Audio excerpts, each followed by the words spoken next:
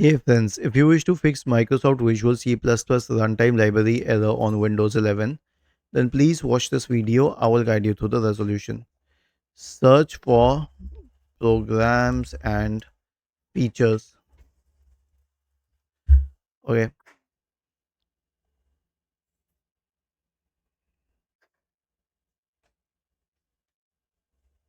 and search for Microsoft here.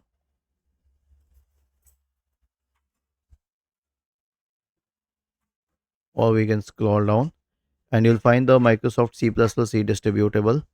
Simply click on the three dots associated with it, modify, and then we can repair it. You can select the option to repair it. Was this helpful? If yes, then please subscribe to the channel. If not, then let us know in the comment section of the video on how we could help you further. Thank you for watching this video and have a nice day.